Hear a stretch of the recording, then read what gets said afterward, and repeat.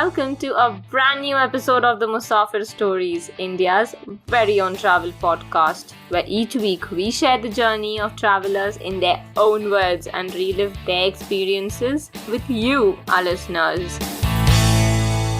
Hey guys, welcome to a brand new episode of the Musafir Stories podcast. Hope you're all well and keeping safe. On the podcast today, we have a returning guest, Arjun Narayanan from Simply Stories Chennai and the Madras podcast. We have a very special and a first of its kind itinerary for you, so hope you guys enjoy it. Let's hop onto the episode and find out more. So with that introduction, we'd love to welcome back, Arjun Narayanan, founder of Simply Stories Chennai, a traveler, a content marketer, and I think at the heart of it, a storyteller, right? Arjun, thank you so much for being back on the Musafir Stories and welcome to the podcast. Thanks a lot, Saif. Very glad to be back here the third time round with a new city this time.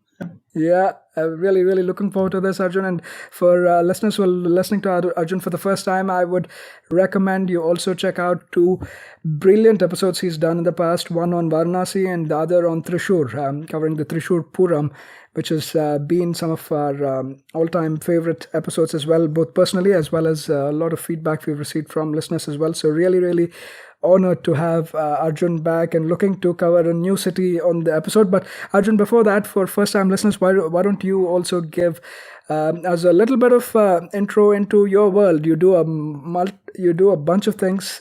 Like I was telling you, multi-talented. Not just Simply Stories Chennai. You also host the Madras podcast. Amongst writing and being a journalist, I think I probably missed that in the intro as well. So why don't you give a little bit of an intro before we hop into this? You're very generous with words, Saif. So I'm a journalist and a content marketer by profession. I run my own storytelling initiative called Simply Stories Chennai, and that's about me. And I've been a film researcher for the last few years as well. Yeah, Arjun is being very modest, and God knows every word I said was true. So I'll leave the listeners to decide who's being modest or not. But yeah, Arjun, first time around Varanasi, it was a very fulfilling spiritual sort of a journey you took us on, exploring that wonderful historical city of Banaras or Varanasi. And second time around, it was Thrissur, and you helped us cover the Thrissur Puram, the famous festival from Thrissur. So both of them were very different and diverse, and even in terms of depth, I really enjoyed both of them. So that also sets expectations the extra higher this time around. Okay. So where are you taking us to? I'm just going to be in the same place, Madras, because my name has Madras in it. Yeah. So I welcome you to the city of Chennai, and maybe I should welcome you in the month of December, which is known for the music festival. Okay, wonderful. Arjun always brings a special flavor, a special niche to each of his episodes, and this time as well, like you've already mentioned, we are looking at the month of December, and for some of the people who are listening or hearing about this for the first time, you might be wondering what's special. Even before we get into the speciality of the season or the festival that we'll talk about, I think this is a good opportune moment for me to use the tried and tested and overused joke that Chennai has 3 seasons. Hot, hotter, and hottest, right? Yes, that is a joke I heard when I landed in the city, and it's not very far from reality. But which is what makes December a very special month, because it is a very pleasant month. Exactly, and also happens to be the month of focus in our case for a special event that we'll be covering, right? So why don't you give us a little more background about why this month and what you're covering on the episode? Yes, so the December Music Festival lasts between December 15 and January 13, that is till Pongal, and the festival centers around music, dance and theatre, and it's organized in Chennai. There are many centers of this activity which are called Sabhas, and many upcoming artists and renowned artists, a lot of promising artists, they display their talent in these venues. This festival has a very rich history, and people come from all over the world, not just India, from all over the world they come to Chennai during this month, which is also why the hospitality industry gets extremely busy during this time of the year in Chennai. Yeah, very, very interesting. I have to tell you, open confession, like I said at the beginning, before recording the podcast as well, I'm not a connoisseur or a person who knows music very well, any sort of music, leave alone Carnatic music. But I was pleasantly surprised to know that this is happening at this big of a scale, and I was also mildly ashamed as well. I have a little bit of a connection to Chennai, like my maternal grandparents. They've been around the area, originally from Salem, and also lived in Chennai for a long time. So my nice. mom and everybody else, yeah, they've lived there for a long time. I had zero idea about this happening, and it's been going on for a while also, right? This festival is not something that's popped up in the last 5-10 years. It's been going on for a little while, so I was a little bit ashamed. So I am really, really looking forward to learning more about this, and I'm sure other people also from outside who just visit there for business or pleasure and haven't had a chance to live for long, they might be missing out on this. Yeah, give us a little bit more in terms of background, like since when has this festival been around, and also what kind of music are we talking about when we talk about this as a music festival? So the month that lasts between mid-December to mid-January is called Margazhi in Tamil.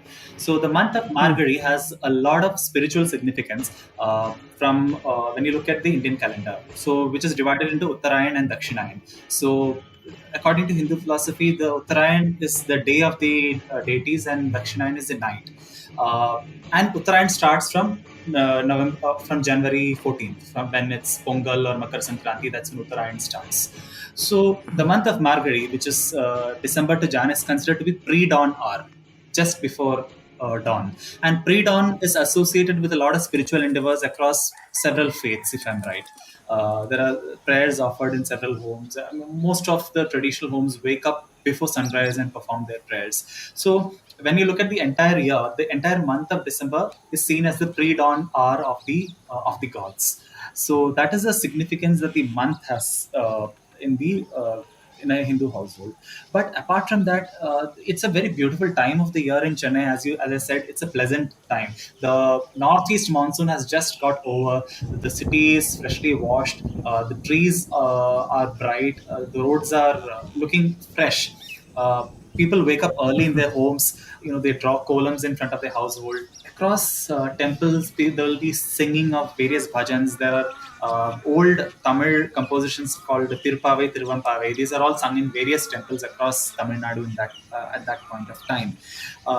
Musically, this is a very significant month. There is something called Veedi Bhajanai. Veedi basically is street. So people walk in groups and conduct bhajans without any loudspeaker or mics. So it's just the natural voice that comes out. It's done by bhajan mandalis in various parts of the city. With cymbals, dholaks, mridangam, and a harmonium tied to their neck. They go around the streets of Mylapore, Triplicane singing bhajans. It's a very pleasant sight to see early in the morning. Music and prayers and devotion, they are all interlinked. So from that's somewhere the musical part of Margazhi starts. Then why Chennai got so much of significance with music is in the early 20th century when the princely states started losing power. In places like Tanjore, Pudukkottai, a lot of artists started migrating to Chennai. So Chennai was the new city of importance set by the British. So most of the big families were in Chennai. The patronage was going to come from Chennai. So the artists also started moving to Chennai. And especially after the 1930s, when recording companies, film industry, everything was centered around the city, all great artists also started moving to Chennai. So Chennai automatically became the hub of Carnatic music, classical dance, and all things art. So that's how Chennai gained this prominence. Very interesting. And in specific, the Chennai Music Festival or the December Music Festival or music season, like we say, since when has that been around? So it is difficult to say that from this point the city this festival was flagged off. There are various stages. For instance, one of the earliest sabhas in the cities is the Parthasarthy Swami Sabha, which started in this neighborhood of Triplicane near the Parthasarthy temple. So this sabha is over 120 years old. It started in 1900.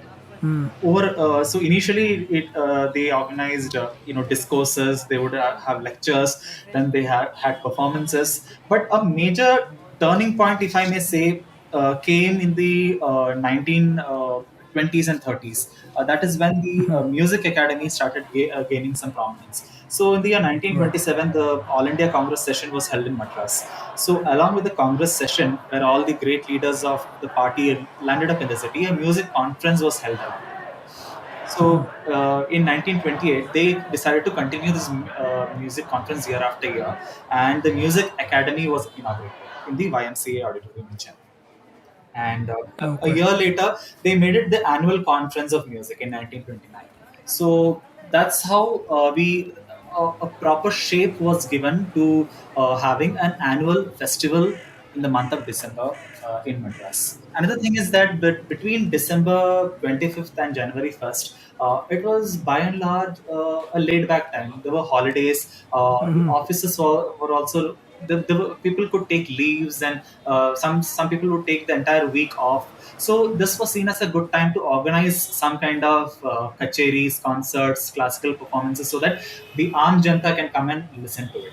That's how this the last week of December was seen as a very opportune time to organize these kind of performances, so that people can come in and not worry about getting back home on time and things like that. Yeah, definitely. And um, I mean, the weather that you mentioned, it's also very pleasant. That also adds to it, right? Otherwise, Yes, it might be hard to yes, yes, kind of yes. be a part of these, There were no easy especially halls if back they're then. outdoors and stuff like that. Yeah, exactly, right? So everything works out well. And in terms of the time this happens, is there like fixed dates, or do they usually change a little bit over time? But it's roughly around 6 weeks during this time of the year.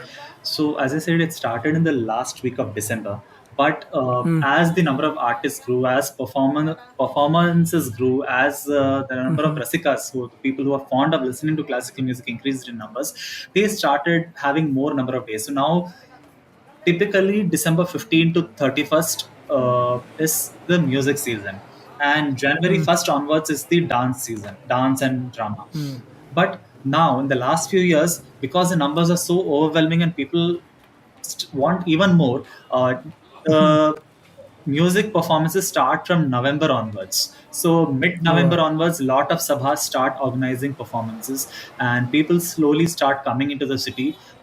It's also a time when the NRI population is able to take a lot of their leaves, because uh, December is a holiday season in the West as well. So people from UK, from US, they come to Chennai around that time, and that's also why there is a lot of interest and a lot of performers are in NRIs. In fact, uh, some of the especially the young performers, they come from the US. They get trained there. They have gurus in India. They might be learning it online. They come and perform here. Yeah, even I was pleasantly surprised. I mean, initially I thought it was basically going to be local crowds, right? People from in and around Chennai and perhaps Tamil Nadu. Then I realized that it's actually not just people from across India, but also across the globe, right? Like you mentioned, from US and Middle East, and even closer countries like Singapore, Malaysia, etc., that have Yes. connections.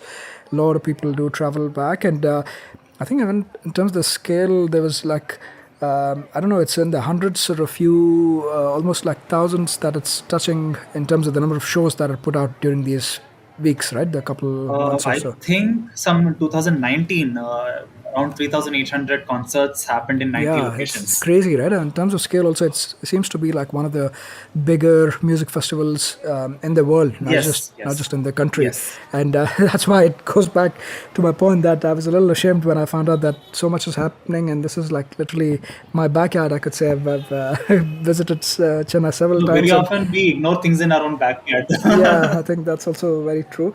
So yeah, really good to find all of this, and thank you for sharing some good context around what this is, when this happens, and where this happens. Will you also like to add a little bit more in terms of specifics? I know you, in passing, you mentioned about the Sabhas that organize these, and these are organized across different venues in Yeah, Chennai, right? yeah. This is not all happening in one place. Do you want to touch a little bit upon that? And for somebody who's traveling, right? Let's say you're traveling from within Chennai or even from outside of the city, who's there for the event. Yeah. How can they make the most of it? How does a day in the life of Rasika, like I said, right? Yeah, Rasika is a yeah, patron, yeah. I guess, of music who is here to visit. How does that look like, or how would you recommend for even for a newbie who's trying to explore this, what would be the best way in which you could get most out of the event and the time in Chennai? The key to getting the best out of it is to have the Sabha schedule with you. So in the first week of December, all popular newspapers in Chennai will publish this concert schedule. You can even go online now. There are many websites, many apps dedicated to the December music season. You can find some of them. You can just do a simple Google search and you'll find multiple results. You can go by whichever one you feel comfortable with.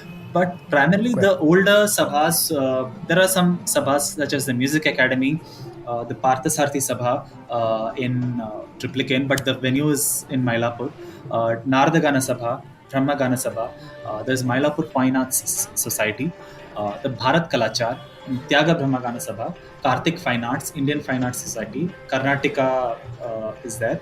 And then there are some new ones like Charsur Arts, Madras.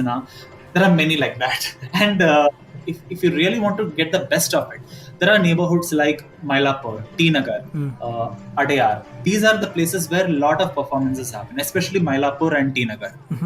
In and around Music Academy itself, there are several performance venues. You can just keep walking. So you finish one performance, you can go walk to the next place and see something. It's possible. So there is this hotel called Woodlands next to Music Academy. It gets jam-packed at that time of the year. You can use whatever influence you want. You can't get a room there. So because it's in within walking distance to 3 or 4 popular venues in the city. And then there are smaller sabhas also, like Madrasana, there is Shastra Satsang, Mudra, Nada Inpam. Now, for some of them are new, like Madrasana started just a few years back, but within the last 5-6 years, they have got some really good artists, some good performances, made a good name for themselves. And some of them organized even free concerts. You can walk in and listen to it for free. And some sabhas, they have ticketed concerts in the evening and free ones in the morning. Okay, so something to keep in mind, right? Especially for the ones, I guess the big ticket items are the ones that are paid concerts in the evenings that go to filled out auditoriums. For those, you might have to plan and purchase tickets at a time also, right? Oh, that is a different ball game altogether, because for many years the Sabhas refused to come online. So the tickets were not available online till say 2019, if I'm right. I'm not very sure, but 18, 19, yeah. Even today, not all of them have the tickets available online. You have to go in person to the venue and book it, which is why it becomes very difficult, because it changes every year. Some of them make all the tickets available online. Some of them make it partially available online. And some of them don't make it available at all. I don't think Music Academy tickets are available online. So what happens is, when a very popular artist, say Ranjini Gayatri, who are 2 sisters who are at the top of the game right now, the Ranjini Gayatri or Sanjay Subramaniam, Bombay Jayashree, Aruna Sairam, when these people perform, tickets get sold out in 2-3 hours. Ticket window opens and the tickets are gone. It really depends. Sometimes they sell tickets on the day of the performance in the morning. Some sabhas open it a day before, so you'll have to call them up and find out when will the ticket bookings open for this particular performance. Okay. Ranjini Gayatri and Sanjay Subramaniam, I've heard people go at 5 in the morning and queue up over there to get the tickets. That's how passionate people are when it comes to classical music in the city. And it's also one of the few cities where people actually pay for these performances. And I have heard a lot of artists come to Chennai and complain that in many cities, sadly, people always look for free passes, which is unfair to the artist also, because they have spent so many years learning an art, mastering the art, and to be told to perform for free is not fair to them. But in Chennai, some of these artists are celebrated, at par with film stars. That kind of fandom they enjoy in the city. Yeah.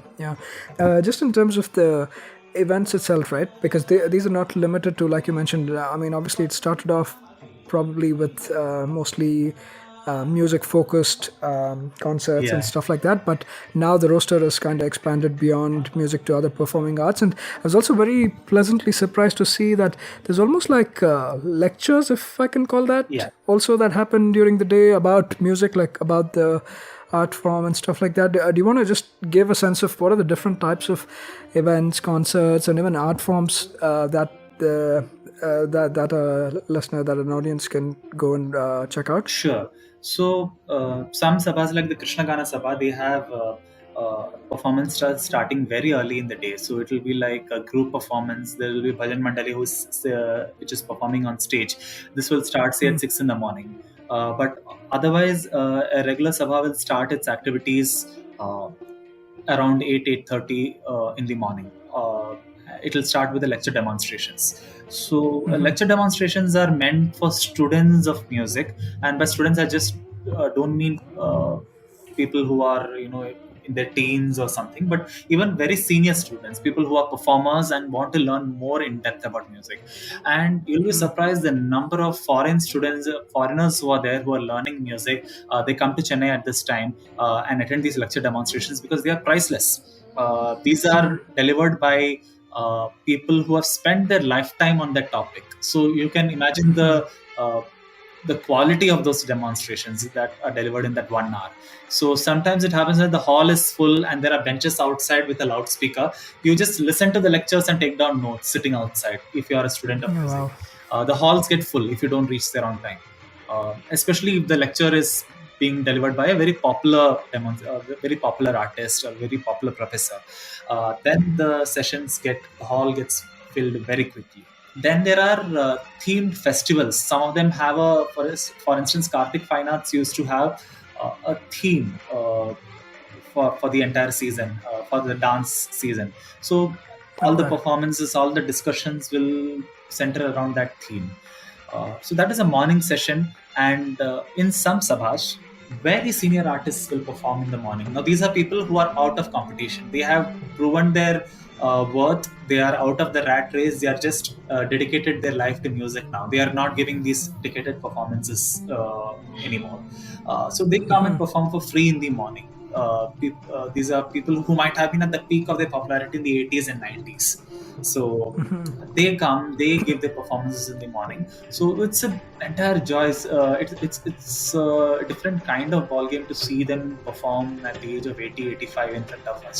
It's like their entire life has been some kind of a tapasya, isn't it? And to see that in front of finding shape in front of your eyes is a different kind of magic. After the morning session, there's the afternoon session where the up and coming artists perform. The newcomers, they perform in the afternoon slot. Both dance and music, they perform in the afternoon. So these are younger musicians, younger artists. These are free concerts. Now, from 4 p.m. onwards is when the ticketed performances happen. So there's one slot at 4 p.m. There's one slot at around 7 p.m.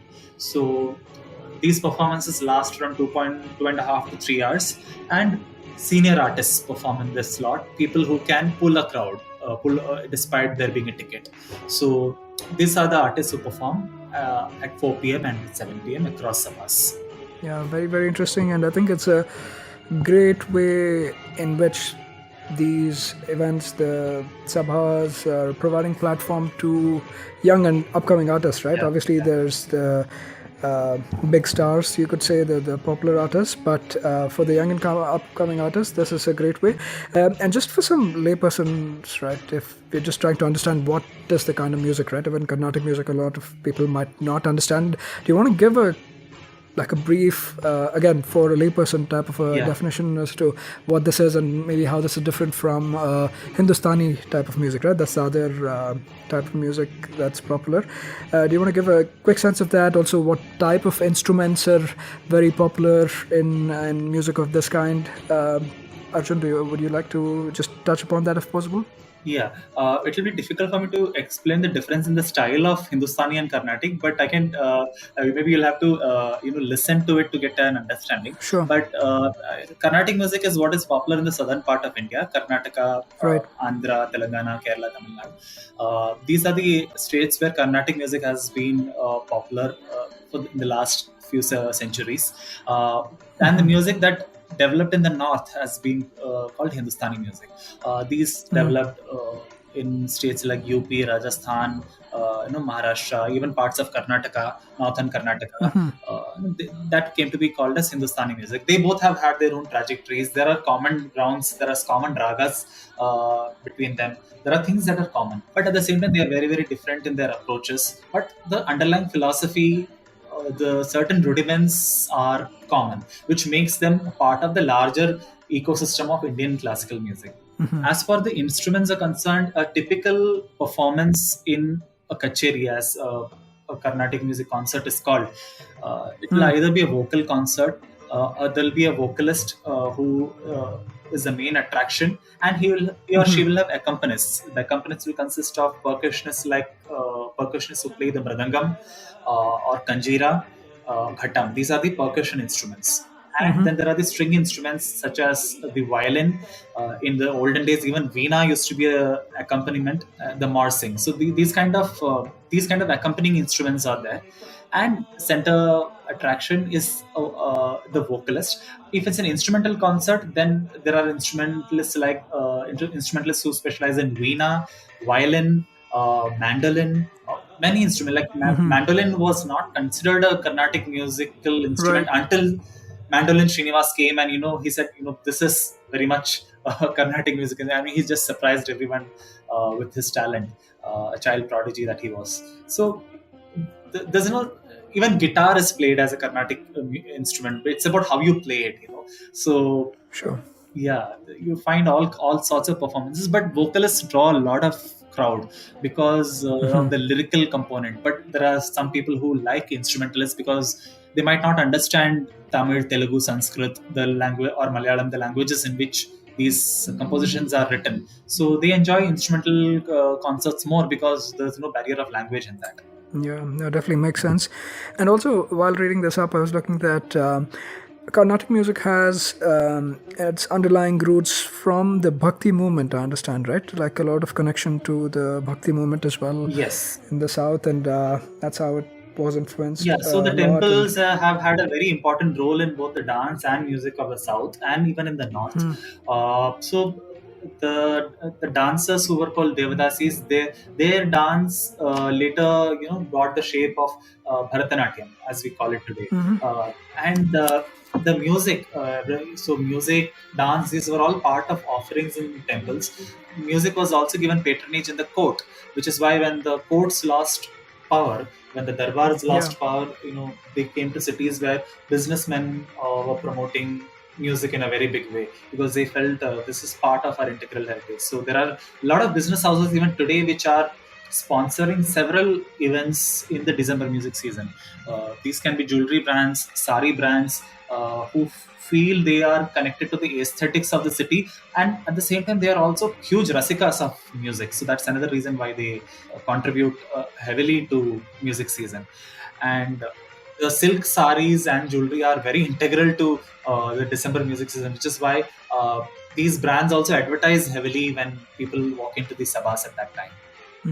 Yeah, very interesting. In terms of the popular artists, or let's say even artists who gain popularity and exposure through festivals like these, is there any that stand out for you, or even just in the space, who are the popular ones who draw like the crowd pullers, right? Yeah, so these names keep changing over the years, but currently there are names like Sanjay Subramaniam, Bombay Jayashree, Abhishek Raghuram, Aruna Sairam, Vishaka Hari. These are names that are very popular. They are in demand. Jayanti Kumaresh, who is a very popular veena artist. Rajesh Vaidya. And among dancers also, there are people from all over the country who come to Chennai around that time. So there was a time when Dhananjayans were a huge attraction. Now then there is Padma Subramaniam, who's still performing. You'll be surprised, at the age of 83, 84, Vajanti Mala still performs during this festival. Oh, wow.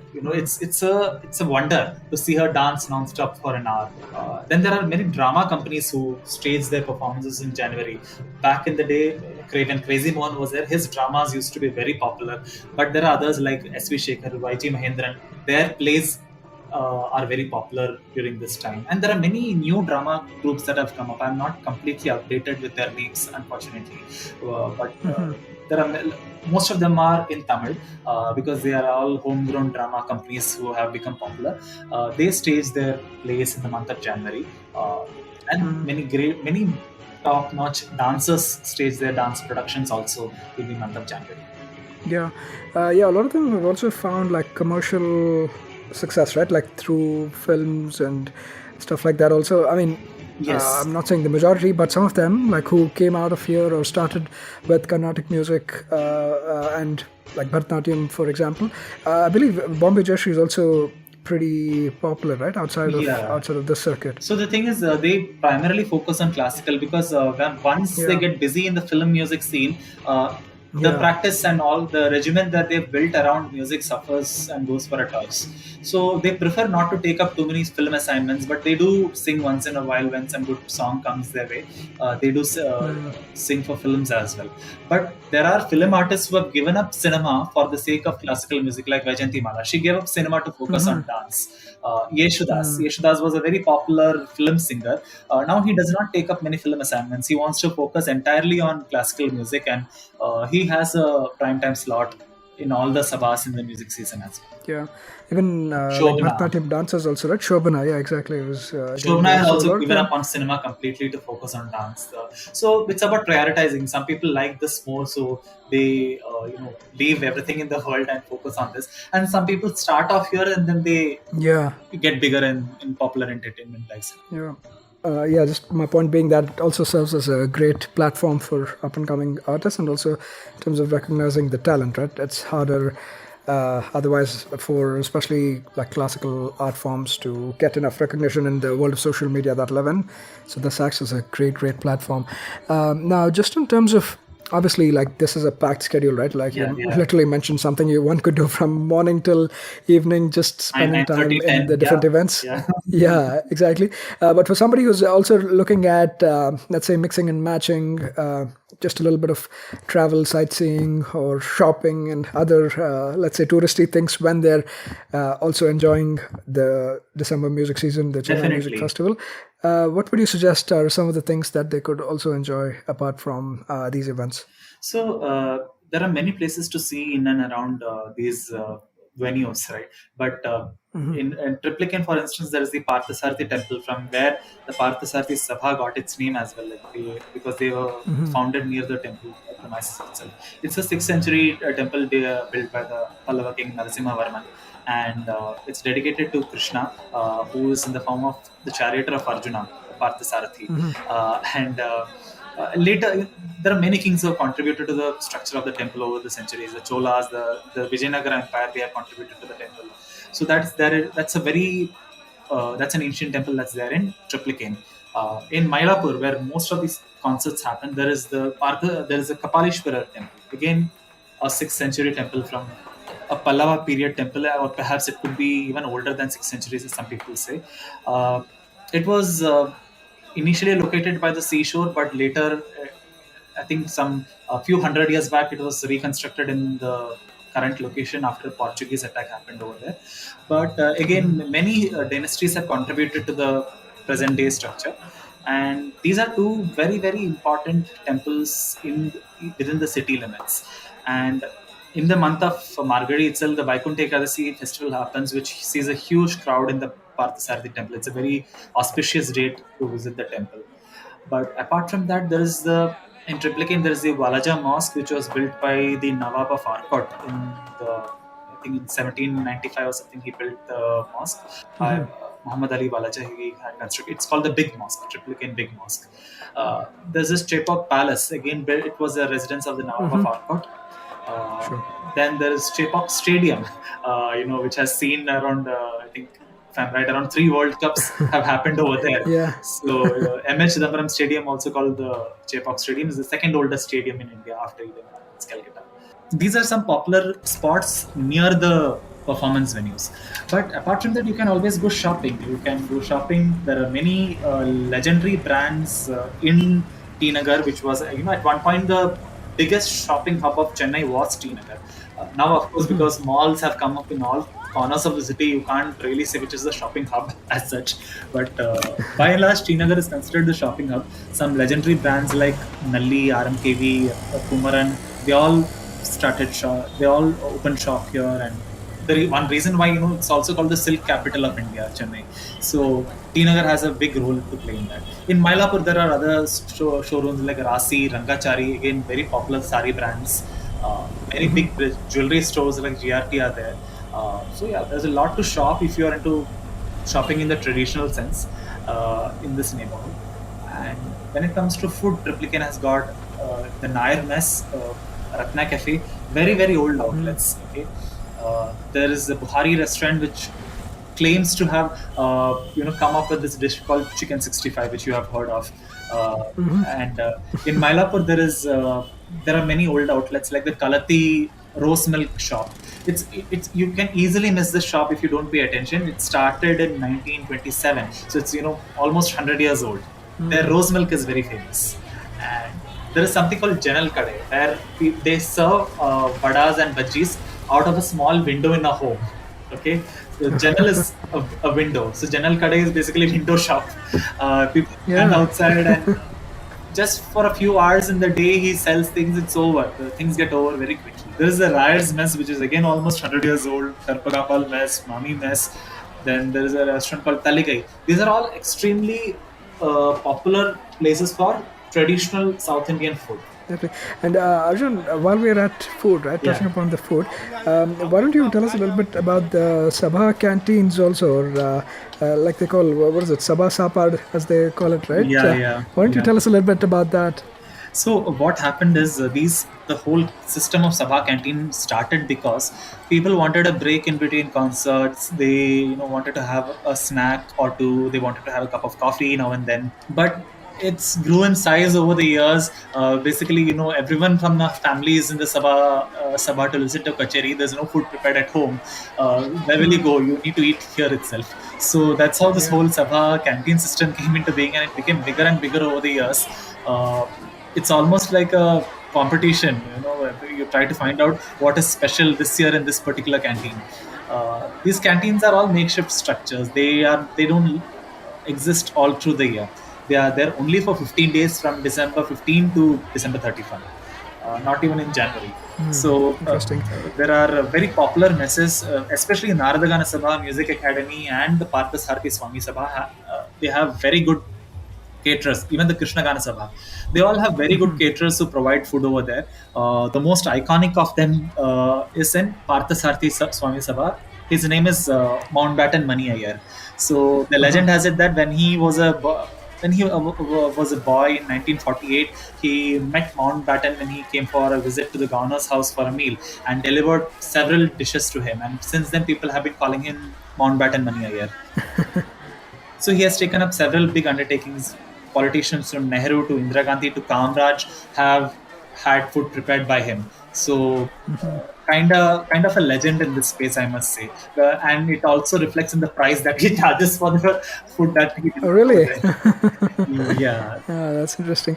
And I think a lot of at least especially the lunch or the main servings, right? All of these are on the traditional banana leaf yes, style. They're right? served on the banana leaf. But again, at the same time, you won't find most of these items in a restaurant. It's very different from the restaurant South Indian food that you have.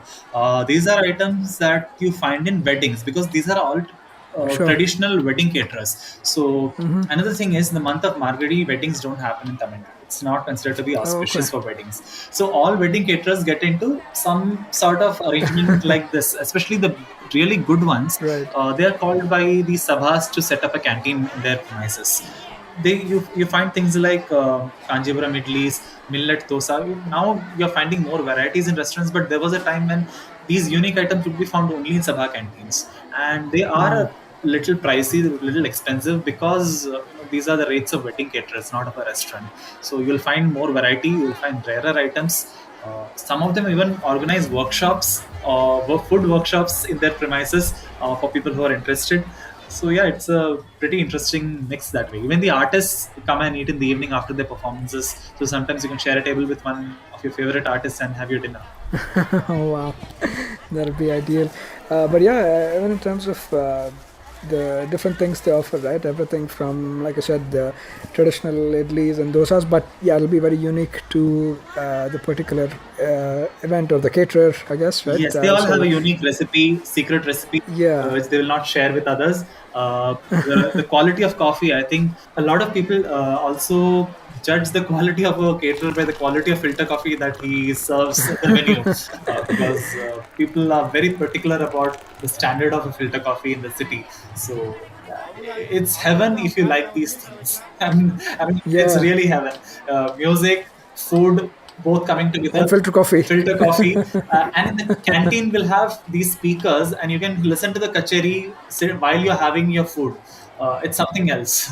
Yeah, yeah, no, definitely very unique, and like I said, it's a combination of all things. All good things, yeah. Really, yeah, all good things in life, right? So can't be complaining. And like I said, icing on the cake is the wonderful weather in December. So Yes. everything adds up, and that's why it makes such a wonderful. I think a wonderful thing to consider. Obviously, if you're Kanozia, you probably already knew about this and you've already been to some of them. But even for others who are planning on visiting Chennai around this time, right, in the Yeah. months of December or early Jan, it's a great way of just having like a different type of experience than you would have had in the past, right?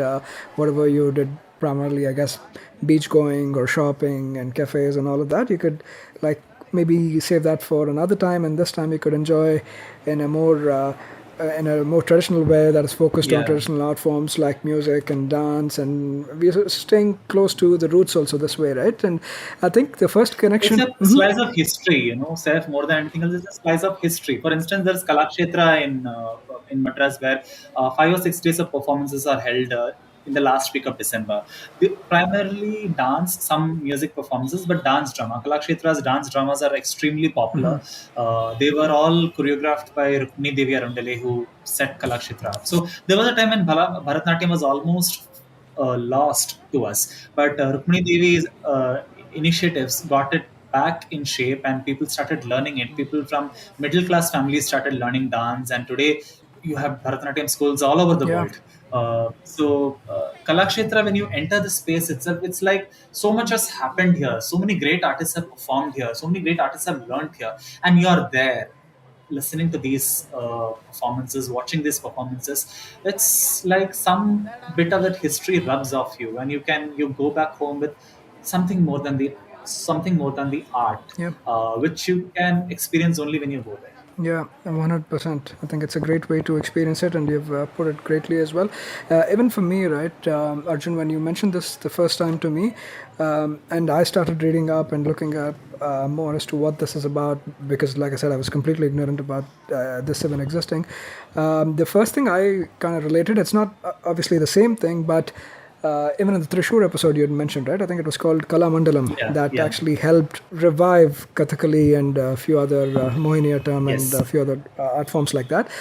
Very similar, right? It's just things like these, and especially in the lifestyles we lead these days, it's easy to literally lose on cherished art forms that we have.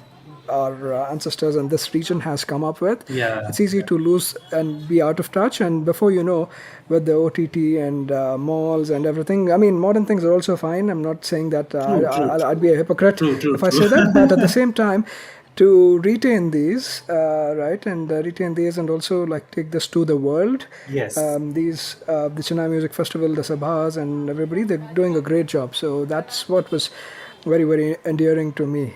And cinema, OTT, they're all there. We Yeah. see experience them every day. Maybe we should take some effort to experience other things, the folk arts, the classical arts. I mean, India is just full of various kinds of art forms in every nook and corner of it. You just need to make some effort, and it's happening right in the heart of your city. So Yeah. make a trip to Chennai sometime in the month of December, experience a bit of it. We all will go back home a little richer.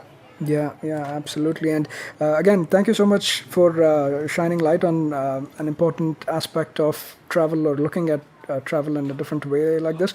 Any final thoughts or things you would like to add about the Chennai December Festival or Chennai December season, or anything else people could keep in mind while visiting here, Arjun? Yeah, so a few years back, Chennai was included in the UNESCO's Creative Cities Network for its musical tradition. And when we talk of heritage of a city, or when we talk of tradition of a city, it's not just the monuments, it's not just the language. There are many, it is all encompassing, right? The theater traditions, the music traditions, the dance traditions, the textile traditions of a city, all these are part of history of a city. And I think when you visit a place, not just Chennai, any city for that matter, across the world. It's important to experience a city which is covering all these aspects. Only then I think we can say we have traveled to a place and try to experience that city in its entirety. So that is a very Chennai has taught me that there are many aspects to a city and its heritage. So I wish you all can come and share a bit of that. Absolutely. I think that was so beautifully put. And for people who are interested in following Arjun's work, Arjun's Simply Stories initiative, or your podcast, why don't you give a quick shout out as to how they can do that? So you can follow me on Instagram. My handle is Madraswala. That's where I share most of my updates. Or you can also share my Insta storytelling page, which is Simply Stories Chennai. Yeah, wonderful. And Arjun also has a wonderful podcast called Madraswala Podcast, aptly, and it focuses a lot of it on nostalgia, going back to the shows and serials and series, like we used to call them, from back in the day, right? 80s, 90s, especially kids growing up during that time. Yes. He's going to revive that soon. I just had a word with him. Yes. So there's definitely more content coming up there as well. But thank you, Arjun. Thank you again for coming back and sharing such wonderful stories. As always, you come here and surprise us with something new, and this time has been no different. And like I told you, we're already plotting and planning to have you back on the show. But thank you so much for completing this hat trick of episodes on the Musafir Stories. It's entirely my pleasure. I had created this handle Madraswala, but finally I could talk about Madras thanks to you. So thank you for that.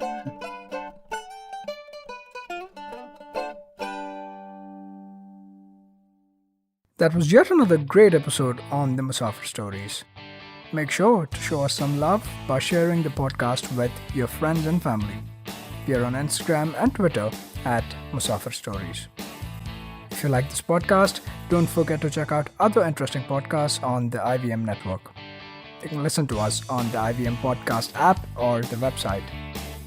Follow us on our social media. We are at IVM Podcasts on Twitter and Instagram.